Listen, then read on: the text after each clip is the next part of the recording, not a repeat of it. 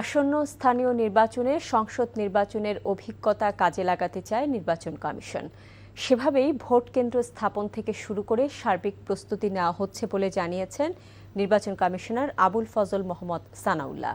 সকালে রাজধানীর একটি হোটেলে নির্বাচন পর্যবেক্ষণ সংক্রান্ত সুপারিশ এবং বাস্তবায়ন বিষয়ে ইসির সাথে বিভিন্ন বিদেশি সংস্থার সংলাপের উদ্বোধনীতে এসব জানান তিনি।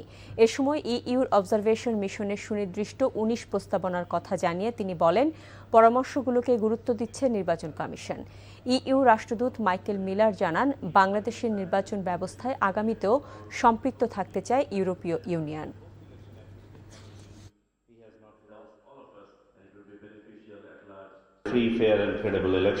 জাতীয় নির্বাচন সুষ্ঠু, অবাধ, গ্রহণযোগ্য করার ক্ষেত্রে যেভাবে আমরা এগিয়েছি সেভাবে এগোবো। নির্বাচন কমিশন বিভিন্ন অংশীজনকে পরামর্শ দিয়ে পাশে থাকার কথা বলেছিল। ইউরোপীয় ইউনিয়ন থেকে আমরা ১৯টা সুপারিশ পেয়েছি, যার মধ্যে ৯টি সরাসরি নির্বাচন কমিশনকে সংশ্লিষ্ট করে।